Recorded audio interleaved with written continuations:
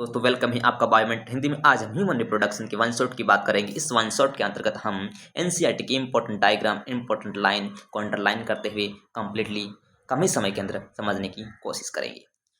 चलिए शुरू करते हैं और बायोलॉजी को बहुत आसान से समझने की कोशिश करेंगे। ह्यूमन में किस प्रकार का रिप्रोडक्शन होता है? सेक्सुअल रिप्रोडक्शन पाया जाता है। ये जरायुष प्राणी होता है, यानी बेबी को जन्म देता है। इसकी रिप्रोडक्टिव इवेंट की पढ़ेंगे, यानी जन्म घटना की बात करते हैं। सबसे पहले गैमेट का फॉर्मेशन होता है, यानी युग्मक जनन यानी गैमेटोजेनेसिस। इसमें नर गैमेट की बात करते हैं, स्पर्म मेल गैमेट होता है, और फीमेल गैमेट की बात करते हैं तो एग यानी शुक्राणु और अंडाणु, दोनों गैमेट का फॉर्मेशन होगा। फिर शुक्राणु गतिशील होता है, वो स्त्री जन्मपथ में स्थानांतरण करते हैं, जिसे विलिचेशन या इंसेमिनेशन कहते हैं। इसके बाद दोनों गैमेट आपस में मिल जाते हैं, फ्यूजन करते हैं, जिसे हम फर्टिलाइजेशन कहते हैं यानी इनिशिएशन कहते हैं।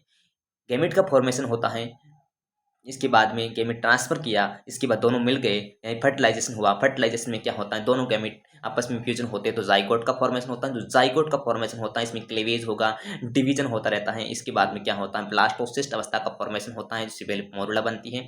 ये ब्लास्टोसिस्ट अवस्था है, ह्यूमन के केस में पाई जाती है। ये ब्लास्टोसिस्ट अवस्था यानी कोरकफुट अवस्था गर्भाशय की एंडोमेट्रियम के अंदर शिफ्ट जाती है, जिसे इनप्लांटेशन कहते हैं। क्या कहते हैं? इनप्लांटेशन या अंतरोपण कहते हैं।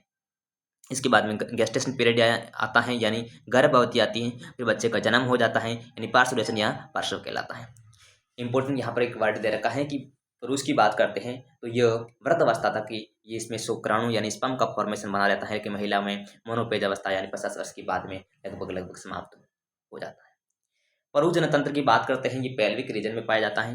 पुरुष जनतंत्र की बात करूँ, सह्यस्त्री जनतंत्र की बात करते हैं, दोनों पेल्विक रीजन में पाए जाते हैं। पुरुष जनतंत्र में क्या क्या आता है? सबसे पहले इसमें एक जोड़ा टेस्टिस, एक्सेसरी डक्ट और ग्लैंड्स, इसके साथ में क्या पाई जाती है, एक्सटर्नल जेनिटेरिया भी प्रेजेंट होता है। हम लोग पहले प्राइमरी सेक्सुअल ऑर्गन यानी टेस्टिस के बारे में देखेंगे। प्राइमरी सेक्सुअल ऑर्गन होता है टेस्टिस, क्यों? इसमें एग का फॉर्मेशन की बात करते हैं तो वो अंडाशय होता है, वो भी प्राइमरी सेक्सुअल ऑर्गन होता है। और इसके अंदर जो होता है स्पर्म का फॉर्मेशन होता है, इसलिए ये प्राइमरी सेक्सुअल ऑर्गन है। टेस्टिस के अंदर गैमेट का फॉर्मेशन होता है, यानी स्पर्म का फॉर्मेशन होता है। दूसरे बात नर हार्मोन की बात करते हैं, यानी टेस्टोस्टेरोन हार्मोन की बात करते हैं, वही फॉर्मेशन है। अगर नर हार्मोन की बात करते हैं या नर गैमेट की बात करें, दोनों निर्माण कौन करता है? टेस्टिस करता है, इसलिए प्राइमरी सेक्सुअल ऑर्गन भी ये कहलाता है। दूसरी बात इंपॉर्टेंट ये है कि ये जो टेस्टिस होता है ये कहाँ प्रेजेंट होता है? एब्डोमिनल कैविटी के बाहर पाया जाता है। ये एब्डोमिनल कैविटी है, इस एब्डोमिनल कैविटी की ये आउटर साइड में प्रेजेंट होता है, बहुत इंपॉर्टेंट। इसके बाद हम ये देखेंगे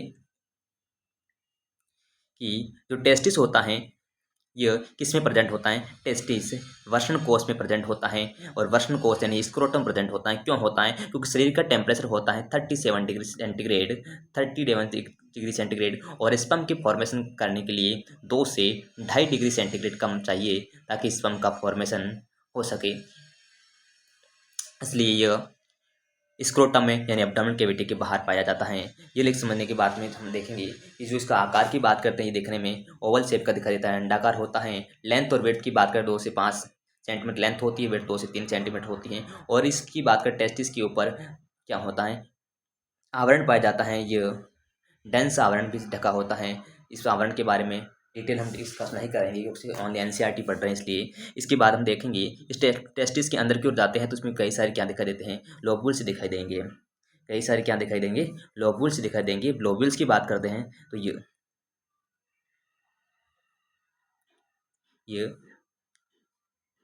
250 के आसपास ऐसी लोब्यूल्स पाई जाती हैं, 250 के आसपास क्या पाई जाती है, लोब्यूल्स। प्रत्येक लोब्यूल्स में 1 से 3 अतिकुंडलित सेमिनिफेस्ट ट्यूब पाई जाती हैं, जिसे हम लोग क्या कहते हैं, शुक्रजनक नलिका कहते हैं। इस शुक्रजनक नलिका के अंदर 2 प्रकार की कोशिका पाई जाती हैं, जिसे हम लोग क्या कहते हैं, एक का नाम है स्पर्मेटोगोनिया और दूसरे कहते हैं सर्टोली कोशिका। स्पर्मेटोगोनिया स्पर्म का फॉर्मेशन करता है मियोसिस के जरिए, तो स्पर्म का फॉर्मेशन होता है, शुक्राणु का निर्माण होता है। सर्टोली कोशिका क्या करती है, शुक्राणु को पोषण प्रदान करने का काम करती है। इन दोनों की बात करते हैं, ये शुक्र नलिका यानी सेमिनिफेरस ट्यूब में पाई जाती है। तो बहुत सारी सेमिनिफेरस नलिका जैसे 1 से 3 अतिकुंडलित होती है, उसके बीच में स्थान होता है, उसको हम लोग इंटरस्टिशियल स्पेस कहते हैं, यानी अंतराली अवकाश कहते हैं। इसके अंदर जो सेल पाई जाती है हम अंतराली कोशिका कहते हैं, यानी लीडिंग सेल्स कहते हैं। इसके साथ ब्लड की वेसल्स भी इसके अंदर प्रेजेंट होती है। लीडिंग सेल्स का इंपॉर्टेंट क्या है, ये लीडिंग सेल्स क्या करती हैं, ये एंड्रोजन हार्मोन का सिक्रेशन करती हैं। एंड्रोजन हार्मोन जो है ये वर्ण हार्मोन है, और बात याद रखना कि एंड्रोजन हार्मोन को हम टेस्टोस्टेरोन हार्मोन के जरिए समझेंगे कि एंड्रोजन एक तरह का टेस्टोस्टेरोन ही है, क्योंकि इसका ही एक पार्ट होता है। तो हम देखेंगे फिर उसकी बात करते हैं एसेसरी डक्ट कौन कौन सी होती हैं। ये अपने को देखें, रेडियल टेस्टिस होता है, वाजा इफ्रेंसिया, वाजा डिफरेंसिया, एपिडिडाइमिस, ये सब यहाँ एसेसरी डक्ट पाई जाती है।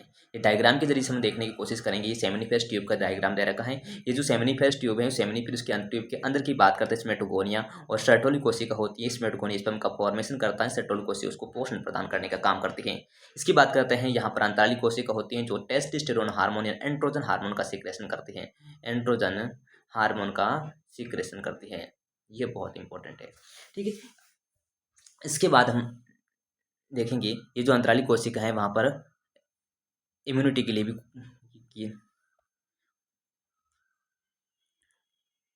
पाई जाती है। ठीक है, आगे हम और देखने की कोशिश करते हैं। हाँ, स्पर्म की जो बात करते हैं, स्पर्म का पूरा पाथवे बहुत इंपॉर्टेंट एग्जामिनेशन में पूछा जाता है कि स्पर्म का पाथवे किस तरीके से होता है। तो अपने को ध्यान रखना है कि जो स्पर्म का पाथवे होता है ये इस तरीके से होता है। यहाँ से हम देखने की कोशिश करते हैं तो यहाँ पर अंदर पाया जाता है जिसे हम लोग कहते हैं सेमिनिफेरस ट्यूब, और सेमिनिफेरस ट्यूब आगे खुलती है रेटेटेस्टिस में, यानी वर्षण जालिका।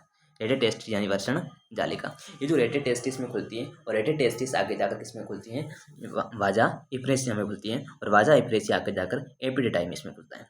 तो आपको ध्यान रखना है कि वाजा इफ्रेसिया किस में खुलती है, एपिडाइमिस। एपिडाइमिस की बात करते हैं, ये जो एपिडाइमिस अधिवर्षण है ये टेस्टिस के पश्च से भाग में होता है। दूसरी बात एपिडाइमिस है अग्वाजा डिफरेंशिया में खुल जाती है, शुक्र भाग में खुलती है। ये शुक्र भाग ऊपर की ओर जाती है, एब्डोमेन के ऊपर बढ़ती है और मूत्राशय के ऊपर लूप बनाती है। ये जो मूत्राशय है यानी इस मूत्राशय के ऊपर क्या बनाती है, लूप बनाती है।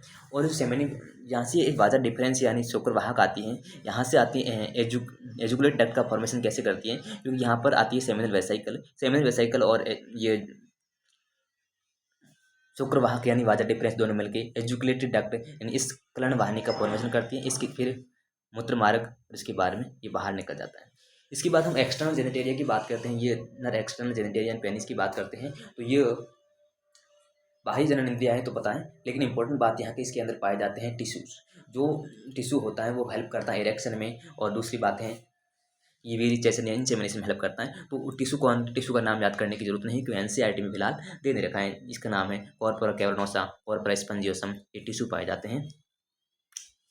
ठीक है, दूसरी बात इंपॉर्टेंट यहाँ पर ये देखेंगे जो ग्लैंड कौन कौन सी ग्लैंड की बात करते हैं तो यहाँ पर ये ग्लैंड दे रखी है, जिसके अंदर सेमिनल वेसिकल्स हैं, सेमिनल वेसिकल, प्रोस्टेट और कंदमूत्र पथग्रंथि या बल्ब वितरण ग्लैंड। ये इसका नाम क्या करती है, ये लुब्रिकेशन में काम करती है, यानी स्नेहन में काम आती है, यह स्नेहन में काम आती है।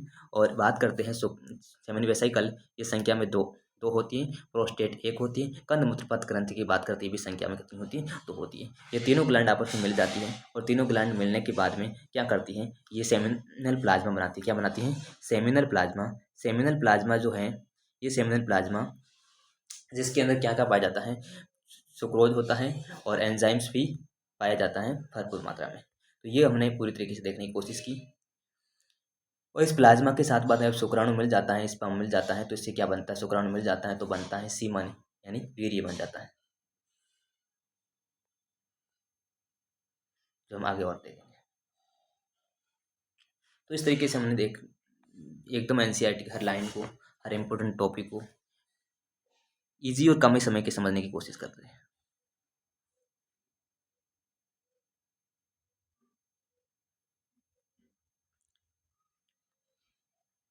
अब यहाँ से देखेंगे तो स्त्री जननतंत्र की बात करेंगे। तो स्त्री जननतंत्र में क्या होता है ये देखने की कोशिश करते हैं। तो यहाँ अपने को पता है कि दो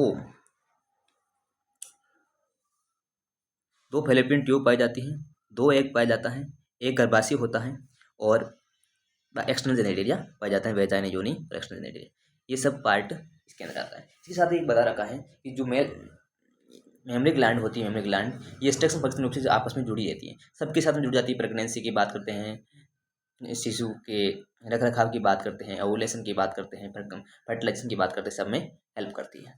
अब बात करते हैं स्त्री के जो प्राइमरी सेक्सुअल अंग की बात करते हैं वो कौन सा है, अंडाशय है। अंडाशय क्यों है, क्योंकि ये गैमेट का फॉर्मेशन करती है, दूसरी बात हार्मोन का निर्माण करता है।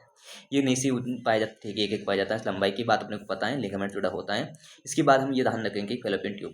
फेलोपियन ट्यूब की बात करते हैं, ये इसे हम लोग डिंब वाहिनी भी कहते हैं क्योंकि इसमें डिंब होता है, और गर्भाशय योनि स्त्री सब मिलकर अंड वाहिनी की बात करते हैं। इसमें कौन कौन सी है, सब मिलकर स्त्री डक्ट बनाती है, जैसे गर्भाशय, गर्भाशय, योनि और ये निम्बाने।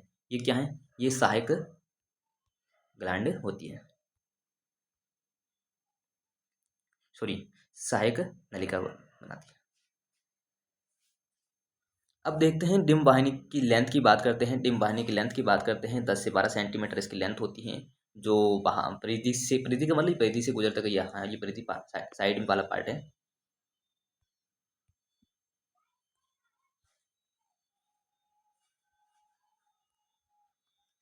इसमें 3 पार्ट इंपॉर्टेंट याद रखना। सबसे पहले इनफंडिबुलम, ये मैं वहाँ से डायग्राम समझाने की कोशिश करूँगा ताकि आपको जल्दी से समझ आ जाए।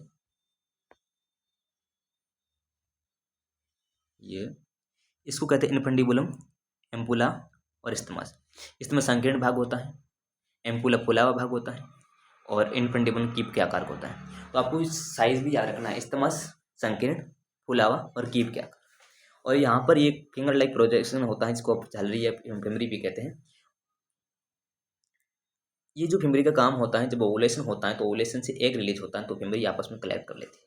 आपस में ये फिमरी क्या करती है, क्या करती है, उस एग को कलेक्ट कर देती है। ठीक है, जो गर्भाशय है उल्टे रेखा नाशपाती के आकार का होता है, बच्चादानी भी उसे कहते हैं।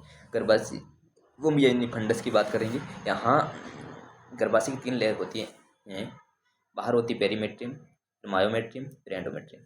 ठीक है, जो पेरीमेट्रियम होती है पतली होती है, झिल्लीदार होती है, पतली है।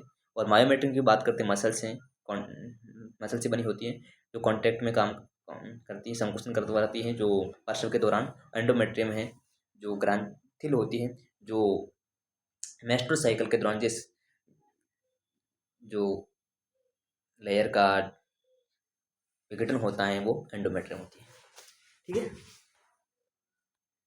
इस तरीके से हमने पूरा लाइन जितना भी एनसीईआरटी में दे रखा हमने खत्म कर दिया है। आगे हम टॉपिक देखेंगे, ये भी खत्म कर लिया। हाँ, ये एक्सटर्नल जेनेटेरिया, एनसीईआरटी में एक्सटर्नल जेनेटेरिया के बारे में ये दे रखा है, भी पूछा जाता है एक्सटर्नल जेनेटेरिया कौन सा पार्ट है कौन सा नहीं। तो mons pubis, labia majora, labia minora और हाइमन और क्लाइटोरिस, ये है इसका एक्सटर्नल जेनेटेरिया पार्ट।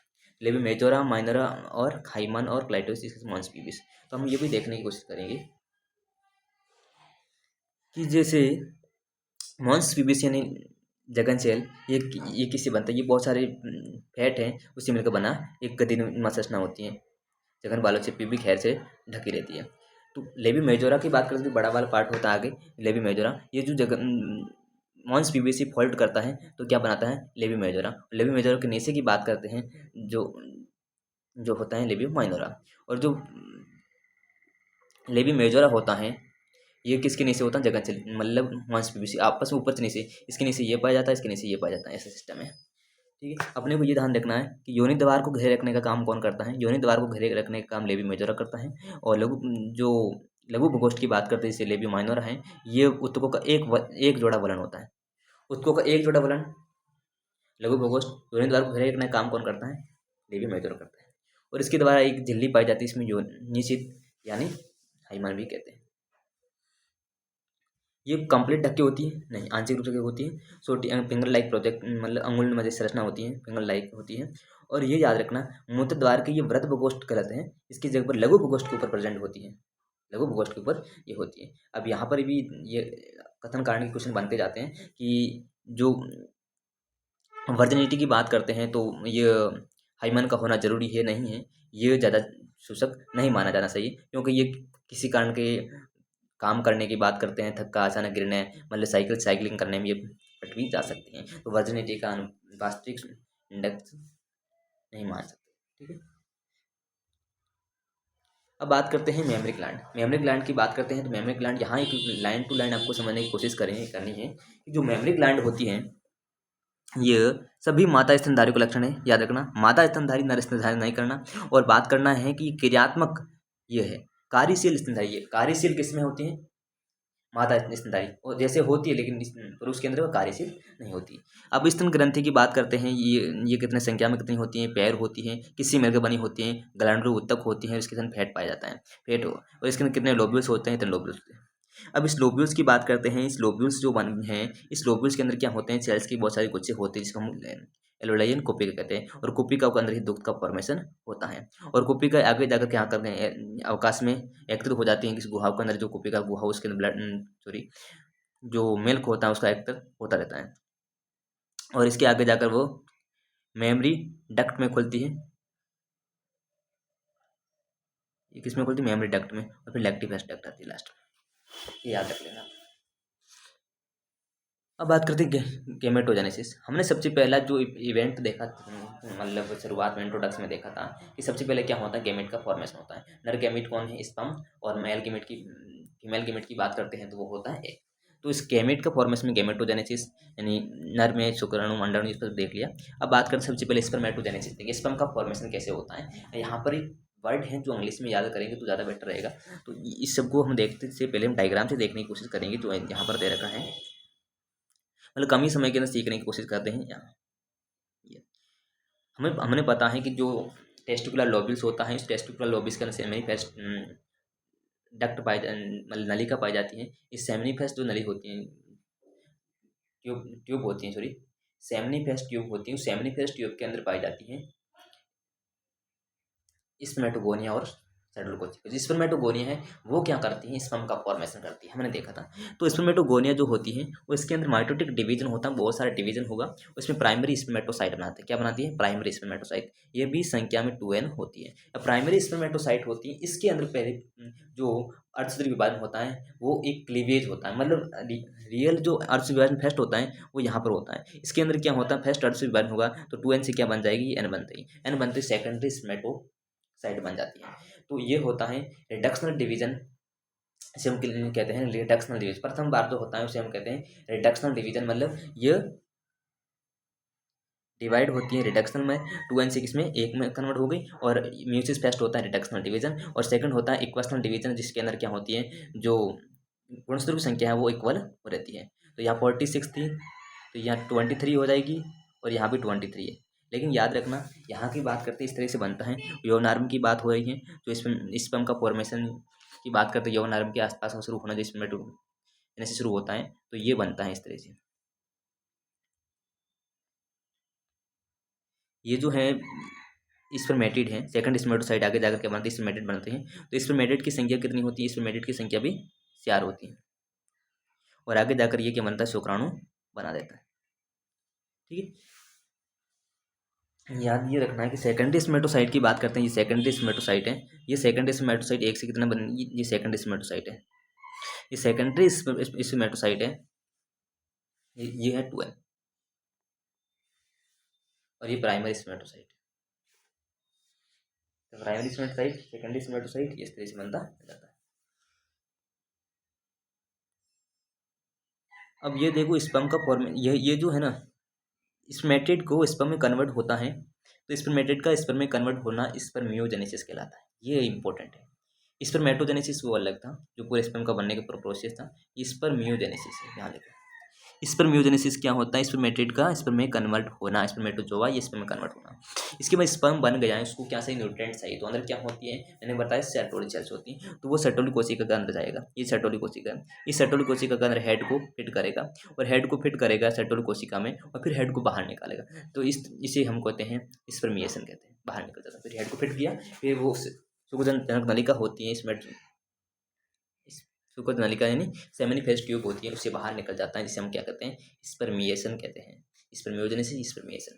तो अपने को पता है जब प्यूबर्टी होती है या यौवनर्म होती हैं, तो उसके समय क्या होता है कि गोनाडोट्रोपिन हार्मोन का संख्या मतलब बढ़ जाती है, मात्रा बढ़ जाती है। अगर इसकी मात्रा बढ़ जाती है तो हाइपोथैलेमस नामक एक हार्मोन होता है, वो क्या करता है, वो अगर पीयूष ग्रंथि पर काम करता है, अगर पीयूष ग्रंथि के काम करने पे से दो प्रकार का हार्मोन निकलता है यहाँ से, एलएस और एफएसएस। एलएस क्या कर लीडिंग सेल्स पे काम करता है, और लीडिंग सेल्स पे काम करने से क्या होता है, ये एस्ट्रोजन हार्मोन के सॉरी एंड्रोजन हार्मोन निकालता है, यानी टेस्टोस्टेरोन निकालता है। और एफएसएस की बात करते हैं, ये किस पे काम करता है, सेरोटोनिन कोशिका पर काम करता है। ये दोनों हार्मोन की बात करते हैं, स्पर्मेटोजेनेसिस की हेल्प करता है। ठीक है, अब हम देखेंगे ये जो पूरा स्पर्म का किस तरीके दे रखा है स्पर्म के। तो स्पर्म की बात करते हैं ये, तो संरचना को देखते हैं तो सबसे इसमें हेड होता है, सबसे ऊपर क्या होता है हेड होता है, और नेक होती है, हेड नेक, मध्य भाग जिसको कहते हैं मिडिल पीस कहते हैं, ये मिडिल पीस आता है, और इसके बाद पूछ आते हैं, 60 पार्ट होते हैं। याद रखना है जिसकी जो ये पूरी झिल्ली से कवर देता है, ये पूरी तरीके से क्या है पूरी बॉडी को कवर रखता है, एनसीईआरटी में बता रखा है पूरी बॉडी को आवृत करके रखता है। और इसकी बात ये देखना कि इसके अंदर जो केंद्रक जो होता है शुक्राणु, इस शीर्ष पर एलांगेटेड हैप्लॉइड केंद्र पाया जाता है, हैप्लॉइड न्यूक्लियस पाया जाता है। तो न्यूक्लियस कैसा होता है हैप्लॉइड, ये याद रखना बहुत इंपॉर्टेंट है, द्विगुणित नहीं है, ये हैप्लॉइड है न्यूक्लियस। इसके बाद यहाँ पर जानकारी से आगे वाला फाइक्रोसोम कहलाता है, इसके अंदर क्या पाया जाता है एंजाइम्स पाया जाता है, जो किसके लिए इंपॉर्टेंट है फर्टिलाइजेशन में हेल्प करता है, यानी जो हमारा पेरिसोइड है कोरोनरी डेटा है, जो जितनी भी ये दीवार होती है बाहर की परत होती है उसको हटाने का काम करता है कौन एक्रोसोम, जो एंजाइम्स होता है। जब हम बात करते हैं इसकी मिडिल पीस में जहाँ पर क्या बहुत सारे क्या पाया जाता है माइटोकॉन्ड्रिया पाया जाता है, माइटोकॉन्ड्रिया है यानी इसकी ऊर्जा के में काम आता है। इसकी बात करते हैं पूछ आते हैं, पूछ क्या करती है गतिशील में काम करती है। अब बात करते हैं 200 से 300 मिलियन स्पर्म निकलता है एक बार, तो एक बार में रिलीज कितने होते हैं मैथुन क्रिया 200-300 स्पर्म, और उसमें से की बात करते हैं 60% की स्पर्म होते हैं सामान्य आकार आकृति होना चाहिए। जो 60% है ना इसके अंदर से 40% कैसा होना चाहिए तीव्र रूप से गतिशील और फर्टाइल होना चाहिए, ये इंपॉर्टेंट है। इसके बाद स्पर्म का पाथवे हमने देखा ही था कैसे कैसे निकलता है, और इसकी बात करते हैं इसमें पाथवे में गतिशीलता के लिए परिपक्व गतिशीलता के लिए इंपॉर्टेंट कौन कौन है, तो याद रखना गतिशीलता के लिए इंपॉर्टेंट है वो एपिडिडाइमस होता है, Gaza differentia, semen vesicle, prostate gland, ये सब गतिशीलता के इंपॉर्टेंट है। और इसको लुब्रिकेशन की बात करते हैं, पेनिस की लुब्रिकेशन की बात करते हैं वो कौन है अल्बुमिन ग्लैंड है। इसके बाद हम वेरिय के बारे ये हमने पढ़ लिया, शुक्राणु से वीर्य बनता है, ये हमने देख लिया। Androgen hormone testosterone androgens. अब बात करते हैं oogenesis। oogenesis प्रोसेस को देखेंगे, ये पूरा oogenesis दे रखा है। oogenesis की बात करते हैं, इन दोनों में बहुत मेन डिफरेंस ये है कि oogenesis ये गर्भ के अंदर ही हो जाती है और ये होती है प्यूबर्टी में। तो oogenesis की शुरुआत की बात करते हैं एम्ब्रियोनिक की स्टेज में भी शुरुआत हो जाती है, भ्रूणी परिवर्तन के दौरान होती है, और कई सारे उगोनिया बनता है, और इसके भ्रूणी परिवर्तन जो अंडाशय है भ्रूण के अंदर है प्रति मतलब बहुत सारी बनता रहता है, उसके बाद में कोई उगोनिया नहीं बनती है। अगर बच्चे का जन्म हो गया है और उसके बाद में कोई उगोनिया की बात करते हैं, जन्म के बाद में कोई उगोनिया का निर्माण नहीं होता, ये इंपॉर्टेंट बात है। इसके बाद में यहाँ पर जो उगोनिया है ये प्राइमरी oocyte बनाती हैं, प्राइमरी oocyte है, लेकिन इसके ऊपर बहुत सारी क्या बनती हैं लेयर बनती हैं, सेल्स की ग्रेन्यूल्स बनती रहती हैं, जिसको हम लोग क्या कहते हैं ग्रेन्यूल सेल्स कहते हैं। तो ये जो अर्ध विभाजन फेस्ट होता है, अर्ध विभाजन फेस्ट यहाँ पर ये जो है ना ये समस्त विभाजन हो गया, बहुत सारे कोने बन गए, उसके बाद अर्ध विभाजन फेस्ट रुक जाता है, पूरा नहीं होता है, तो वो अर्ध विभाजन फेस्ट प्रोफेज फेस्ट में रुक जाता है, और इससे क्या बनाता है प्राइमरी oocyte बनाता है, वहाँ पर रुक गया। इसके बाद जो प्राइमरी oocyte है इसके ऊपर बहुत सारी क्या बनती हैं सेल्स, ग्रेन्युलर सेल्स की परत बन जाती है, प्राइमरी फॉलिकल फिर सेकेंडरी फॉलिकल बनती है, प्राइमरी फॉलिकल बन गई फिर इसके अंदर सेकेंडरी फॉलिकल मतलब इसके अंदर थेका बनने लग जाता है, और सेकेंडरी फॉलिकल टर्शियरी फॉलिकल में थेका एक्सटर्नल थेका इंटरनल अलग से दिखाई देने लग जाता है। प्राइमरी फॉलिकल और टर्शियरी फॉलिकल के बाद थेका एक्सटर्नल अलग दिखेगा, इंटरनल अलग दिखेगा, इसके साथ में एंट्रम दिखना बहुत इंपॉर्टेंट है। इसके बाद आते हैं ग्राफिन फॉलिकल, जो जिसके अंदर ग्राफिन परिपक्व हो जाती है ग्राफिन फॉलिकल, और इसकी प्राइमरी oocyte से फिर सेकेंडरी oocyte बन जाती है, प्राइमरी oocyte की बात वो क्या बन जाती है सेकेंडरी oocyte बन जाती है, और सेकेंडरी oocyte बन जाती है, और यह जो सेकेंडरी oocyte है वो अपने ऊपर क्या बनाती हैं एक लेयर का निर्माण करते हैं जिसमें जोना पेलुसिडा कहते हैं, वो सेकेंडरी oocyte है वो कोगुलेशन में हेल्प करती है, सॉरी सेकेंडरी oocyte है वो ओवुलेशन के दौरान बाहर निकल जाती हैं किसी ग्राफिन फॉलिकल से, और कब निकलती हैं एलएस का लेवल बढ़ जाता है 14 डे पे सबसे ज़्यादा, जो मेस्ट्रुअल साइकिल हम लोग पढ़ेंगे तो ये ओवुलेशन हो जाता है।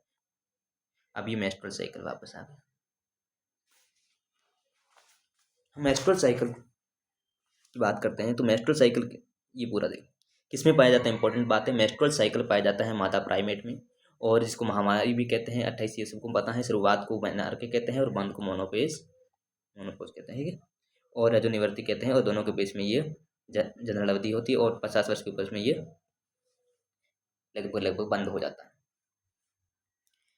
जनरल फर्टाइल पीरियड होता है दोनों के बीच का। इस तरह से इसमें CR फेज की बात करते हैं।